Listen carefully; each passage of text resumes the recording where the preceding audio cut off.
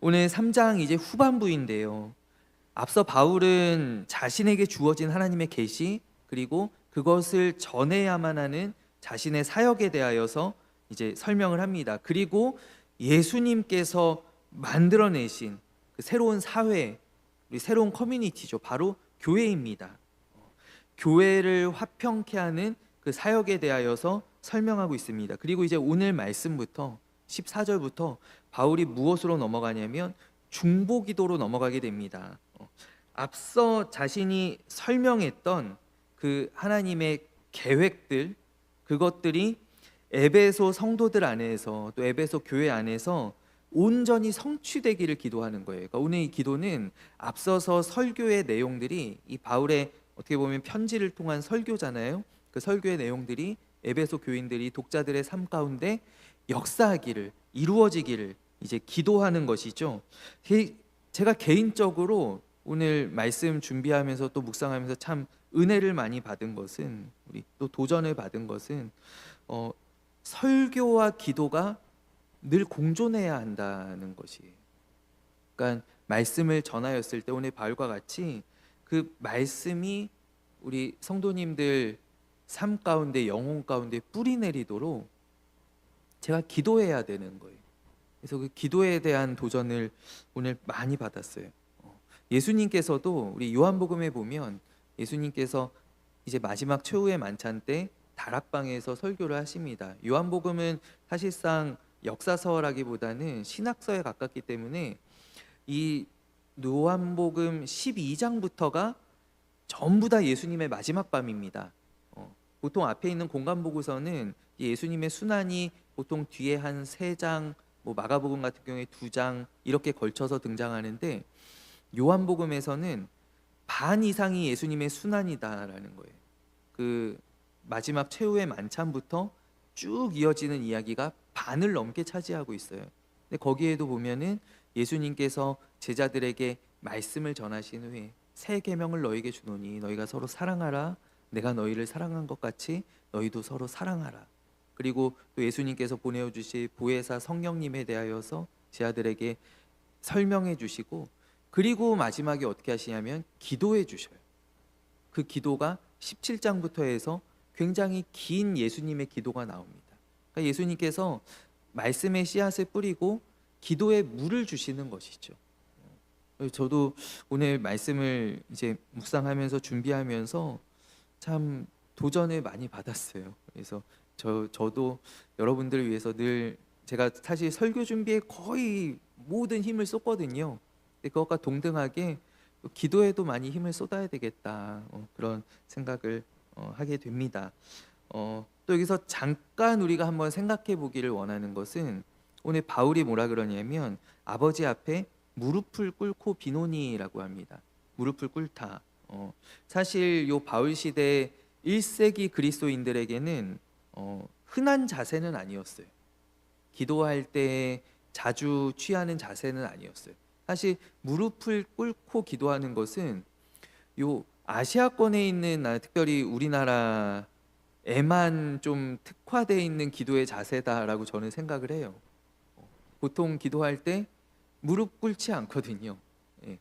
원래 유대인들은, 그리고 이 당시에 뭐 유대인들뿐만 아니라 그리스도인들도 다 마찬가지죠. 서서 기도합니다. 서서 기도하고, 우리 복음서에 나오는 바리새인도 서서 기도하고, 또 바리새인의 기도 뒤에 등장하는 세리가 그가 죄가 많았기 때문에, 또 하나님 앞에 그가 회개하는 기도를 드렸기 때문에 무릎 꿇고 기도했느냐? 아니요, 그렇지 않아요. 세리도 그대로 또 서서 기도했어요. 서서 가슴을 치면서 그가 하나님 앞에 기도하지 않습니까? 서서 기도하는 것이 일반적인 자세이고, 그 가운데 조금 더 경건한 자세는 무엇이냐면 내가 마음을 열고 이렇게 복종한다라는 의미로 손을 앞으로 내밉니다. 우리 지금도 통곡의 벽에 가면 벽을 향해서 이렇게 손을 내밀고 기도하는 분들을 많이 보죠. 그래서 손을 내밀고 보통 서서 하는 기도가 경건한 기도의 자세입니다. 근데 오늘 바울의 무릎을 생각할 때요, 바울이 그가 옥중에서 간절함 가운데, 그러니까 이 무릎을 꿇는 것은 사실 굉장히 어떤 큰 강구와 또 복종의 더한 복종의 의미를 지니고 있죠. 성경 가운데 우리 예수님께서 겟세마네에서 기도하실 때에도 무릎을 꿇고 기도하셨고, 예수님께 정말 지치시고 심신이 피로하셔서 또 하나님께 또 간구하기 위하여서 하나님의 또 주시는 힘을 얻기 위하여서 예수님 무릎 꿇고 기도하셨고, 오늘 바울이 무릎 꿇고 기도하는데 우리가 사도행전 아마 그 바울과 에베소 장로들의 마지막 작별 이야기를 여러분들 기억하실 거예요. 세세하게 기억은 안 나시겠지만 그러나 이런 일이 있었다 정도는 기억하시죠. 예, 그 밀레도까지 에베소의 장로들이 내려와서 바울이 예루살렘에 올라가기 직전에 마지막 만남을 갖습니다. 마지막 만남을 갖는데 작별 인사를 하는 것이죠. 근데 거기에서 이제 마지막으로 이제 바울과 인사하고, 바울과 에베소 장로들이 어떻게 하냐면 사도행전 20장에 나와 있어요. 그들이 무릎 꿇고 기도하며 울면서 부둥켜 안았다라고 성경에 기록합니다. 무릎 꿇고 기도하고 그리고 그들이 울며 이렇게 끌어안고 마지막 작별의 인사를 나눈 것이죠. 그래서 사실 그때 이후로 지금 바울과 에베소 장로들, 교인들 전혀 보지 못하였고 또 앞으로도 못 보게 될 거예요. 우리가 알고 있는 역사로 본다면. 근데 아마 오늘 그래서 저는 생각할 때 바울이 이 편지를 보낼 때 이 편지를 읽고 있는 지금 에베소 교회 안에서의 몇몇 연장자들, 장로님들, 바울의 마지막 작별을 떠올릴 수도 있을 것 같다라는 생각이 들어요. 그러니까 바울과 마지막 보았을 때 이 위대한 사도의 마지막이 자기들과 함께 끌어안고 함께 무릎을 꿇고 기도했었잖아요. 그래서 그때처럼 지금도 바울이 우리를 위하여서 무릎을 꿇고 기도하고 있다라는 것이죠. 이게 이 에베소 교회에 또 그 사건을 아는 분들의 입을 통하여서 얼마나 또 은혜롭게 전해졌을까라는 그런 생각을 한번 해보게 됩니다. 오늘 바울의 기도의 내용은 무엇이냐면 그러니까 하나님의 영광의 풍성함을 따라서 에베소 성도들에게 특별한 선물을 달라고 기도합니다. 그 특별한 선물의 핵심 단어는 이제 무엇이 있냐면은 강건함을 주옵소서, 그리고 사랑을 주옵소서, 알게 하여 주옵소서, 충만하게 하여 주옵소서. 이 네 가지가 핵심 단어입니다. 강건함, 그리고 사랑, 그리고 아는 것, 지식, 그리고 충만함. 먼저 첫 번째 바울이 어떤 기도를 하냐면은요, 16절 말씀, 그의 영광의 풍성함을 따라 그의 성령으로 말미암아 너희 속사람을 능력으로 강건하게 하시오며 믿음으로 말미암아 그리스도께서 너희 마음에 계시게 하시옵고라고 기도합니다. 그러니까 성령으로 말미암아 그리스도께서 내주하심으로 너희들이 강건하게 되기를 내가 기도하고 있다라는 거예요. 특별히 이것을 여러분 생각해 볼 때 비신자들이 아닌 신자들을 위한 기도라는 것을 우리가 주목해 보았으면 좋겠어요. 우리는 보통 믿지 않는 사람들, 내 전도 대상자들을 위해서 기도할 때 하나님 찾아가 주시고 누구 아무개 찾아가 주시고 마음 열어주세요. 예수님 그 안에 들어가 주세요. 우리 이렇게 많이 기도하잖아요. 우리가 믿지 않는 사람들, 예수님 알지 못하는 사람들 위해서 기도할 때 예수님 찾아가 주시고 들어가 주세요. 우리 이런 기도를 많이 합니다. 근데 오늘 바울은요, 신자들을 위한 기도에서, 에베소 교인들을 위한 기도에서 오늘 뭐라고 이야기하냐면 그리스도께서 너희 안에 내주하시기를 내가 원하노라, 너희 마음에 계시게 하시옵고라고 기도하고 있다라는 거예요. 그렇다면 우리 아까 저기 낮 예배 때 나누었던 말씀과 이제 동일한 질문을 하게 되죠. 우리는 이미 그리스도께서 안에 계신 것 아닌가?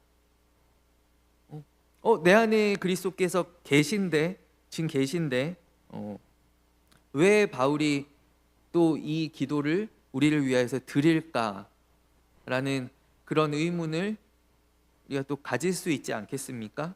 그런데 오늘 이것은요, 계시고 안 계시고의 문제가 아니에요. 그러니까 예수님 지금은 없는데 예수님 찾아가 주실 거죠. 예수님 꼭 거기 계셔 주십시오. 거기 임재해 주십시오. 내주해 주십시오. 그렇게 기도하는 것이 아니라 오늘 이 바울이 기도하는 것의 핵심은 무엇이냐면 정도의 문제라는 거예요. 정도의 문제. 그러니까 예수님이 어디까지 주인인가 하는 문제다라는 거예요. 우리 안에 예수님이 계시다라고 할 때 우리 믿는 자들 안에는 다 예수님 들어와 계십니다. 예수님 들어와 계신데 문제는 내가 예수님께 어디까지 자리를 내어주는가가 문제다라는 것이죠. 내 안에 예수님 계신데 믿음이 있는데 예수님을 한마디도 못하게 다그치는 사람들이 있습니다. 예수님 여기 방 하나 내어드릴 테니까요 여기 새방에 가만히 계세요. 움직이지 마세요. 예수님 움직이지 마세요. 제가 알아서 할 테니까요 가만히 계셔요. 예수님을 입도 뻥끗 못하게 하는 사람들이 있습니다. 그러니까 이 정도의 문제라는 거예요. 예수님께서 내 안에 계신데 그 계심으로 말미암아 우리의 속사람이 능력으로 점점 더 강건하여져야 하는데 그렇지 않은 사람들이 많다라는 것이죠. 분명히 예수님 믿는데 교회 다니는데 조금도 변화가 없는 사람들이 있어요. 강건해지지 않는 사람들이 있어요. 자라나지 않는 사람들이 있어요. 그래서 오늘 바울이 그 강건함을 위해서 기도하고 있다라는 거예요.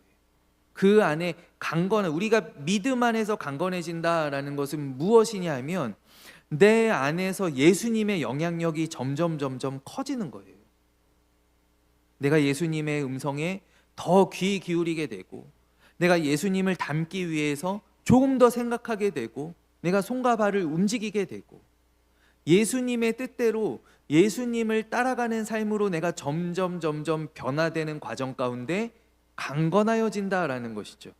내 속사람이 강건해진다라는 거예요. 이전에 불평하고 원망 많던 우리 문제 가운데 늘 흔들리던 그런 사람이 아니라 예수 그리스도를 나의 닻으로 삼아서 예수 그리스도에 나의 닻을 내리고 내 인생의 닻을 내리고 거기서 흔들리지 않는 어떠한 폭풍이라도 견뎌낼 수 있는 예수님께서 말씀하시잖아요. 누구든지 내 말을 듣고 준행하는 자는 그 주추를 반석 위에 놓은 사람과 같으니 여러분 예수님의 이 말씀 가운데 누구든지 내 말을 잘 듣는 사람이 아니라 듣고 준행하는 사람이다라는 듣고 준행하는 사람, 행하는 사람, 믿음의 행동을 하는 사람은 그 주추를 반석 위에 놓은 사람과 같으니 이 집이 어떠합니까? 마찬가지입니다. 똑같습니다. 비가 내리고 창수가 나고 홍수가 일어나고 바람이 와서 바람이 부딪혀서 흔들리지만 어때? 무너지지 않는다. 절대 무너지지 않는다. 그것이 바로 성경이 말씀하고 있는 그리스도인의 강함이다라는 거예요. 우리는 이 강함이 내가 높은 직급에 올라가서 내가 더 많은 부하 직원들을 내가 부려야지. 내가 돈을 많이 벌어서 여기서 큰 영향력을 내가 나타내야지. 저만 해도 교회를 많이 키워서 내가 이 이천에 연합회 활동도 하고 그래야지. 우리는 이런 강함들을 이런 것으로 생각할 때가 많이 있어요. 또 우리 사실 그렇게 되기를 바라죠. 그러나 오늘 바울이 기도하는 강함이라는 것은 내 안에 계시는 예수 그리스도로 말미암아 속사람이 점점 강건하여지는 내가 자라나는 그러한 강함을 말씀하고 있는 것입니다. 그래서 여기에서 바울이 쓴 헬라어 단어도 우리 거하다, 나그네와 같다라는 것이 아니라 완전히 정착해서 산다라는 뜻의 헬라어 단어를 사용합니다. 예수님이 내 안에 계시는데 그냥 거하시는 것, 나그네처럼 다녀가시는 것이 아니라 완전히 정착해서 뿌리 내리고 내 안에 집을 짓고 사신다라는 거예요. 그것이 바로 예수님이 내 안에 거하시는 삶이다라는 거예요. 우리는 보통 많은 교인분들이 주일에 교회 왔을 때만 확인하죠. 예수님 계시네. 확인하고 다시 월요일부터는 안 계신 것처럼 살죠. 안 계신 것처럼 살다가 주일에 또 나와서 이렇게 빼꼼 열어봅니다. 아직 계시는구나. 아직 안 나가셨네. 다행이다. 이러면서 또 다시 집으로 돌아갑니다. 오늘 예수님께서 나의 주인 되시는 삶, 그것이 바로 믿음의 행함 가운데 예수님께 나의 주도권을 내어드림에 있다라는 것이죠. 그 속사람의 강건함이 바로 그러한 것입니다. 오늘 성령의 충만함도 마찬가지입니다. 오늘 난예배 설교하였던 또 마찬가지죠. 우리가 성령을 받았을 때 나타나는 가시적인 변화들이 있어요. 그러나 정말 나의 속사람의 강건함은 어디서 나오냐면 성령님께서 주관하는, 성령님께 나의 모든 것을 내어드릴 때, 맡겨드릴 때 성령님께서 인도하시는 삶 가운데서 나타난다라는 것이죠. 나의 어떤 능력 있는 기도나 설교나 이런 것들로 나타나는 것이 아니다라는 거예요. 그런 것들을 우리가 보면서 와, 대단하다라고 사람들이 여길 수는 있지만, 그러나 진짜 변화는 사실 나의 삶 가운데서 나타난다라는 거예요. 오늘 본문의 말씀도 바로 그것을 이야기합니다. 그리고 두 번째 기도가 무엇이냐면 사랑 안에서 뿌리가 박히고 터가 굳어지기를 바울이 기도하고 있습니다. 앞서서 이것을 앞선 바울의 기도 제목과 연결지어 본다면 바울이 처음 기도할 때 강건하여지기를 원하노라라고 기도하잖아요. 그럼 우리가 왜 강건하여져야 하는가? 우리가 왜 하나님 여기에서 강한 것이 세상에서 말하는 강한 것하고는 다르다면서요. 우리가 세상에서 떵떵거리거나 높아지기 위해서 그렇게 강하게 되는 것이 아니라면서요. 그럼 우리는 왜 강하여져야 됩니까? 라고 질문할 때 대답이 무엇이냐면 너희는 사랑하기 위해 강한 사람이 되어야 한다라고 하나님 대답하신다라는 거예요. 그러니까 우리의 강건함은 사랑하기 위함이다라는 것이죠. 사랑하기 위함. 앞서서 우리 2장과 3장 말씀을 통해서 얼마나 우리 안에 막혀 있는 담들, 정말 갈기갈기 찢어져 있었던 그 에베소 교인들의 이전 모습들을 우리가 보잖아요. 우리가 이방인과 유대인으로, 헬라인으로, 우리 인종적으로 갈라져 있었고, 민족적으로 갈라져 있었고, 또 문화적으로도 갈라져 있었고, 할례를 받느냐 안 받느냐, 음식을 어떻게 먹느냐, 문화적으로도 다 갈라져 있었고, 풍습적으로도 갈라져 있었고, 남자와 여자도 갈라져 있었고, 우리 세상에 얼마나 많은 담들이 있습니까? 이 모든 것들을 뛰어넘어서 사랑하기 위해서는요, 성령의 능력이 필요하다라는 거예요. 능력이 필요합니다. 여러분, 사랑하기 위해서는 능력이 필요합니다. 사랑은 내가 마음이 착해서 하는 것이 아닙니다. 어떤 감정으로 하는 것이 아닙니다. 내 오늘 보니까 너무나 사랑스러워. 그러면서 사랑하는 게 아니다라는 거예요. 우리는 사랑을 우리가 많이 착각하는 것이 감정이라고 생각하고, 또 미디어에서도 계속 그런 것들을 우리에게 불어넣죠. 그러나 성경에서 말씀하는 사랑은 아가페의 사랑인데, 이 아가페의 사랑은 무엇이냐면 대상에 대한 우리의 감정이 아니다라는 거예요. 사랑스럽다라고 하는 그런 감정이 아니다라는 거예요. 어떤 주석가는 이 아가페 사랑에 대해서 어떻게 설명을 하냐면, 사랑의 대상이, 그러니까 내가 이 아가페를 주어야 하는 대상이 가장 잘 되도록 힘쓰는 것이 바로 이 아가페의 사랑이다. 그래서 오늘 우리가 경험할 수 있는 사랑으로는 아마 어머니의 사랑이 가장 유사하지 않나라는 생각을 합니다. 무조건 잘 되기를 바라는 것, 가장 잘 되기를 바라고 아낌없이 주는 것, 헌신하는 것. 아버지들은 조금 딸리죠. 보통 어머니들의 사랑을 우리가 생각하면 무조건적인 헌신이에요. 근데 그것을 내 자녀가 아닌 내 이웃에게, 우리 함께 예배하는 교인에게 똑같이 그렇게 할 수 있느냐라는 거예요. 거기에는 능력이 필요하다라는 것이죠. 그래서 이 기분파라고 하는 것이 이 그리스도인들에게는 썩 좋은 단어가 아닙니다. 내 기분에 따라 사랑하고, 기분에 따라 봉사하고, 기분에 따라 친절하게 대하고, 이런 것들이 물론 우리는 감정의 지배를 받죠. 그러나 감정을 뛰어넘는 능력이 있어야 됩니다. 저도 이전 교회에 이제 있으면 저희는 예배가 끝날 때마다 저희 부교역자들이 마당에 가서 이제 인사를 해요. 인사를 하면 예, 이런 분들이 가끔 계셔요. 어떤 주일에는 내가 보지도 못했는데 목사님 이러면서 막 손을 흔들면서 막 오셔가지고 목사님 한 주간 잘 지내셨어요? 예, 오늘 예배 너무 은혜 받았어요. 이러면서 막 인사를 반갑게 하시고 갑니다. 근데 그 다음 주에는요, 봐도 못 본 척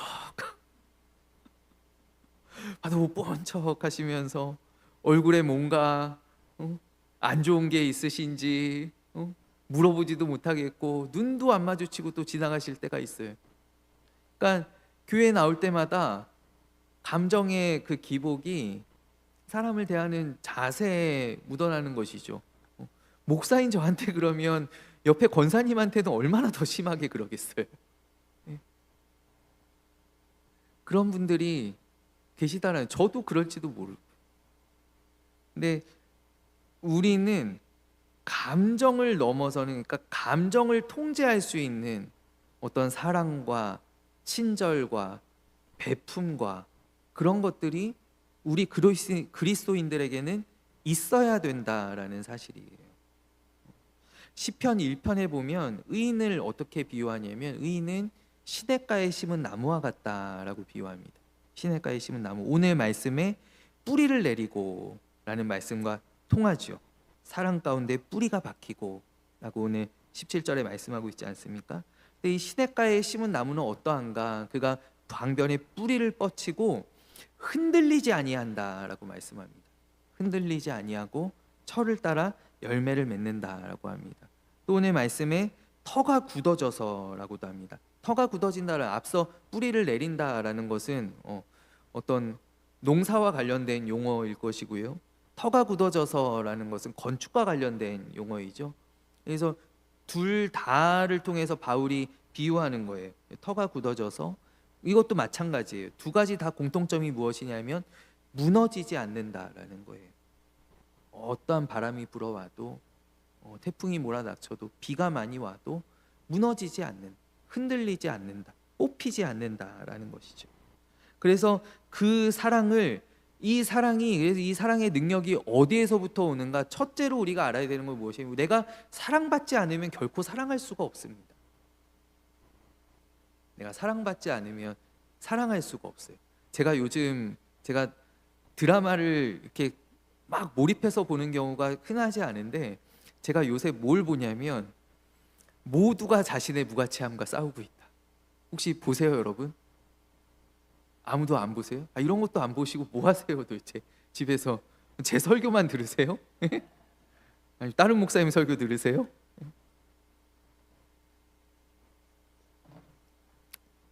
모자무사를 제가 몰입할까봐 안 보고 있었는데, 지난주에 제가 시작했거든요. 지난주에 시작해서 이번 주에 10개를 다 봤어요. 이번 주에 10개를 다 보고 마지막 이제 2개 남겨놓고 있는데, 오늘 마지막 회거든요. 오늘 마지막 회에 따라서 제 인생 드라마가 될지 아니면 조금 못한 드라마가 될지, 이제 오늘 이제 결판이 나는 거예요, 여러분. 오늘 결판이 나는데, 거기에 보면 이제 주인공이 정말 사랑해 줄 수 없는 사람이거든요. 주인공이 그 구교환 씨가 연기하는데 정말 못난 사람입니다.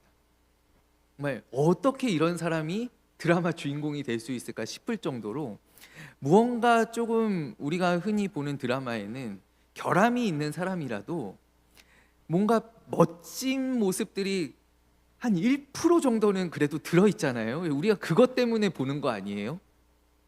뭔가 멋진 모습이 조금이라도 들어있는데, 이 사람은 정말 멋짐이라고 하는 것이 0.00001%도 없습니다. 그래서 보고 있으면 짜증이 나요. 뭐 저런 인간이 다 있나.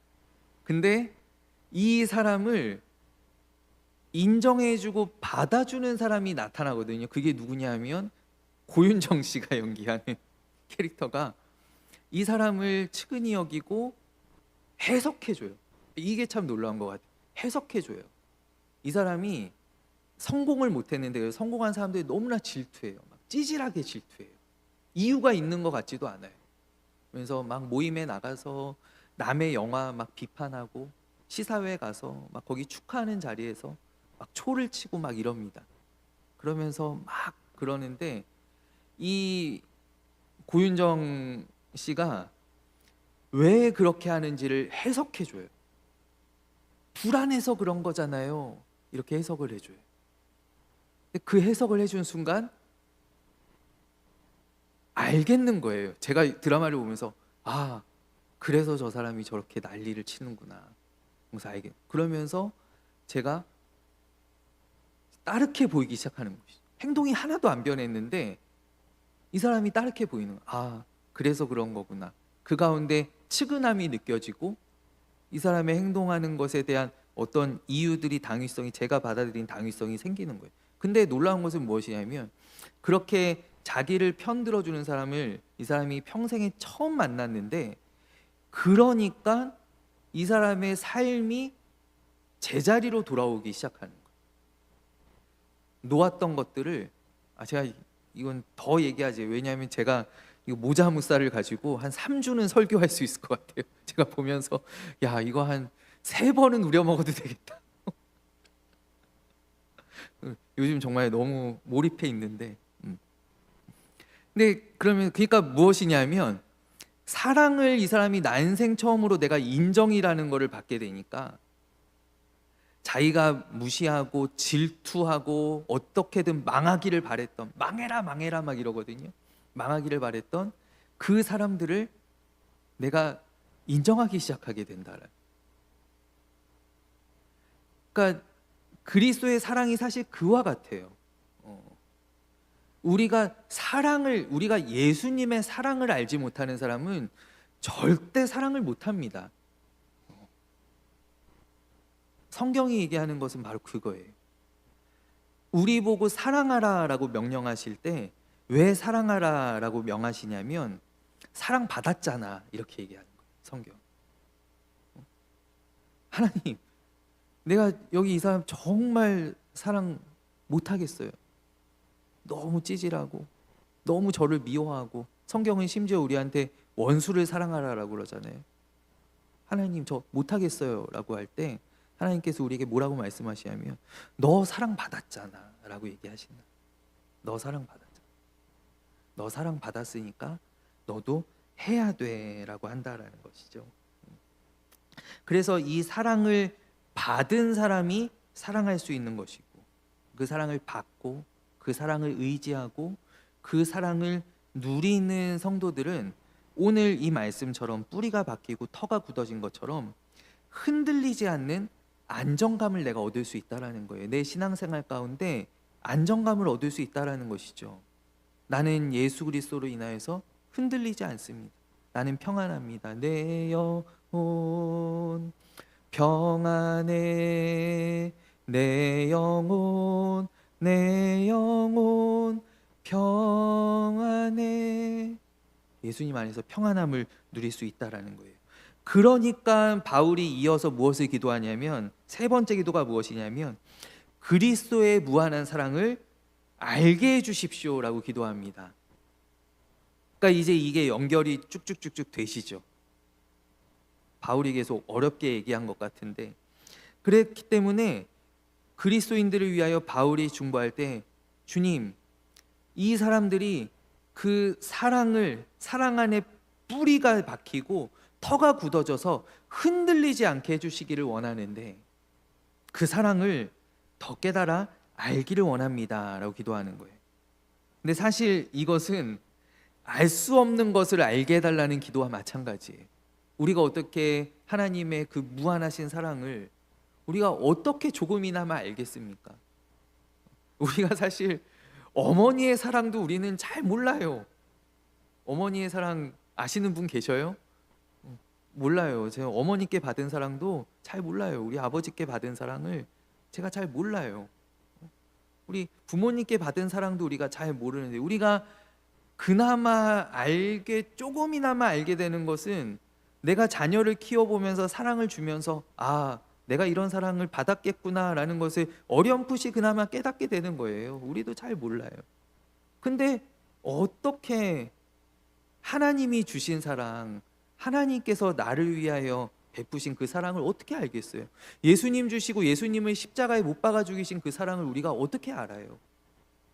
어떻게 이해할 수 있겠어요? 그러니까 오늘 이 사랑은 사실 알 수 없는 것을 알게 해달라는 기도와 마찬가지예요.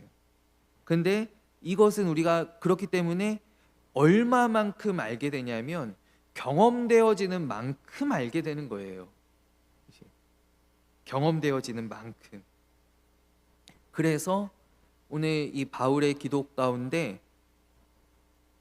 이런 뜻이 있다라는 것이죠. 하나님, 그 사랑이 이 에베소 교회 성도들에게 많이 경험되어지게 하여 주십시오. 경험되어져야 알 수 있는 거예요. 이거는 말로 전달해서는 알 수 없는 것이다라는 거예요. 그래서 그 너비와 길이와 높이와 깊이가 어떠함을 깨닫게 하여 주십시오 라고 기도하고 있다라는 것이죠. 특별히 이 너비, 길이, 높이, 무슨 높이냐, 무슨 깊이냐, 이런 것들은 제가 에베소서 제가 공부하는 책이 한 3권 정도 제가 놓고 이렇게 공부하는데 다 다르더라고요. 다 달라요. 이게 무슨 너비인지, 이게 무슨 높이인지, 이게 무슨 길이인지 다 달라요. 그래서 제가 이제 여러 권을 보다가 저한테 가장 와닿는 걸로 제가 존 스토트 목사님하고 그리고 또 한 분 누구시더라? 스윈돌 목사님하고 제가 두 분 거를 조금 섞어서 제가 소개를 해드리자면, 너비는 무엇이냐면 유대인과 이방인들 넘어서 나까지 미치게 된 그 하나님의 사랑의 너비라는 것이죠. 그리고 길이라는 것은 무엇이냐면 창세전부터 영원까지 그 무한하신 그 길이를 우리가 깨달아 알기 원한다라는 거예요. 그리고 높이는 무엇이냐면 하나님의 은혜의 높이인데, 그것은 무엇이냐? 우리를 정말 저 지옥 밑바닥에 있어야 되는 우리를 건져내어서 저 높고 높은 하나님의 보좌에 앉히신, 거기까지 올리신 그 사랑의 높이를 우리가 깨달아 알기를 원한다라는 것이고요. 깊이는 무엇이냐면 나를 살리기 위해 예수님께서 어디까지 내려가셨느냐라는 거예요. 이 땅까지 내려오셨을 뿐만 아니라 예수님께서는 십자가를 지심으로 저 무저갱까지 내려가셨잖아요. 저 십자가의 수치와 무덤까지 내려가신 그 사랑의 깊이를, 그렇기 때문에 이 깊이는 가장 타락한 죄인들에게도 충분히 닿을 수 있는 깊이다라는 거예요. 우리가 뉴스를 보면서 야, 정말 개과천선 못할 그런 인간들을 많이 보게 됩니다. 그러나 예수님의 사랑은 거기까지도 도달하실 수 있다는 것을 우리는 또한 보면서 알아야 돼요. 야, 저런 사람까지도 예수님의 사랑은 도달할 수 있다. 예수님의 사랑은 살려낼 수 있다. 예수님의 사랑은 건져낼 수 있다라는 거죠. 그것이 1차적으로 누구에게 왔냐면 나한테 왔다라는 거죠. 나한테. 나같이 가면을 쓰고 포장되어 있고 온갖 안에 추악한 악독들이 숨겨져 있는 가득한 그러한 죄인인 나에게까지 예수님께서 닿으신 그 높이와 그 길이와 너비와 그 깊이를 깨달아야 된다라는 것이죠. 그것이 바로 경험되어져야 우리가 알게 된다라는 거예요. 그래서 오늘 우리 사랑하는 임마누엘 교회 우리 모든 성도님들에게도 이 그리스도의 사랑이 많이 경험되어져서 그 사랑을 우리가 이 세상 가운데에서 실천하며 나아갈 수 있는 그런 능력이 우리에게 주어지기를 간절히 소원합니다. 마지막으로 이제 바울이 무엇을 기도하냐면 하나님의 충만하심으로 충만해지기를 기도합니다.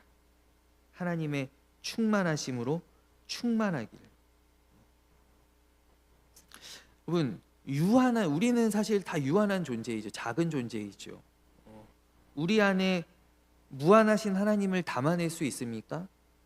우리 안에 무한하신 하나님을 절대 못 담아냅니다. 절대 못 담아냅니다. 그러나 하나님께서는 우리를 채워주실 수 있으십니다. 하나님께서 그분의 영을 부어주실 때 우리라는 이 작은 그릇에 넘치게 하실 수 있습니다. 그러면은 하나님은 찔끔 부어주시는 게 아니라 충만하게 부어주시거든요. 그러하다면 우리가 점점 더 하나님을 많이 담아내려면 어떻게 해야 되냐면 결국 우리의 그릇이 커져야 됩니다. 우리의 그릇의 크기와 관계없이 하나님께서는 충만하게 채워주십니다. 물이 이렇게, 저도 어릴 때 이렇게 제가 약수터 같은데 막, 저희 어릴 때는 약수터에서 물 많이 떠다 먹었어요. 여러분들은 다 그런 경험들이 많으시죠. 예. 저도 이렇게 물통을 가지고 이렇게 가면은, 약소에 보통 가면은 수도꼭지 있는 게 아니라 물이 계속 흘러나와요. 물이 계속 흘러나오는데 어떠한 그릇을 갖다 대든지 그 그릇 가득 채워주는 거예요. 꽉 차면은 또 바꾸고 또 바꾸고. 그래서 이렇게 구름마에 이렇게 끌고서 저도 동생이랑 이렇게 물 뜨러 다닌 많은 기억들이 있거든요. 그러니까 하나님께서는 우리에게 계속 부어주시는데 문제는 무엇이냐면 우리의 그릇이다라는 것이죠. 내가 어떠한 그릇이든 간에 하나님은 채워주십니다. 하나님은 채워주십니다. 그러면은 결국 우리는, 그래서 오늘 바울이 하는 바는 무엇이냐면, 바울이 말하는 바는 무엇이냐면, 여러분, 교회는 하나님의 그리스도의 충만이다라고 얘기했습니다. 우리 1장에 보면은 교회는 이미 예수 그리스도의 충만이다라고 말씀합니다.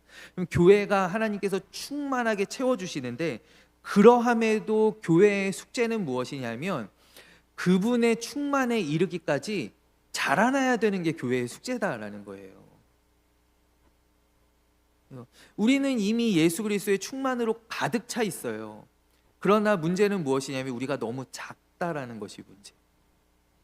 그래서 우리는 계속해서 자라나야 한다라는 것이죠.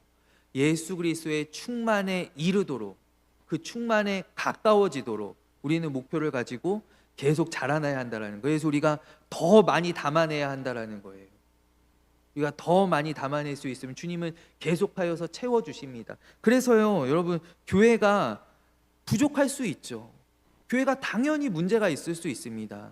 왜냐하면 우리는 물론 이 땅 가운데 현존하는 가시적인 예수 그리스도의 몸이고 세상이 우리를 통하여서 하나님을 바라볼 수 있는 통로이고 창문이지만은, 그리고 우리는 예수 그리스도의 충만이지만은, 그러나 우리는 또한 어떠하냐면 우리는 여전히 자라나야 할 공동체다라는 거예요. 여전히 변화되어야 할 공동체이고 여전히 닮아가야 하는 공동체이고 여전히 자라나야 하는 공동체다라는 것이죠. 이것이 교회뿐만이 아니라 예수 그리스도의 성전된 우리 각 사람도 마찬가지다라는 거예요. 교인들이요, 당연히 부족하죠. 우리가 뭐 서로를 보면서도 혹시 그럴지 모르. 교인이 왜 저래? 저 권사님 왜 저래? 우리 이런 이야기. 목사님 왜 저래? 목사님 왜 저래? 이런 말씀도 얼마나 많이 하시겠어요? 다 그렇죠. 다 그렇죠. 우리는 다 충만하지만 자라나야 되는 사람이다라는 거예요. 자라나야 되는 사람이다. 바닷가에 가면은 저는 아이들하고 그렇게는 안 해봤습니다만 애들이 양동이에 바닷물을 한가득 퍼옵니다. 그래서 아빠, 내가 바다를 가져왔어요. 얘기하면 정답입니까? 아닙니까? 정답이긴 정답이죠. 왜냐하면은 아이가 떠온 이 바닷물에 똑같아요.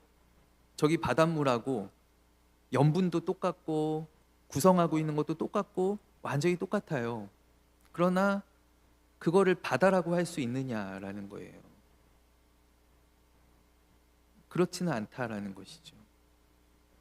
결국 우리가 바다를 담아내기 위해서는 우리가 저 바다에 닿아야 한다라는 것이죠. 닿아야 한다.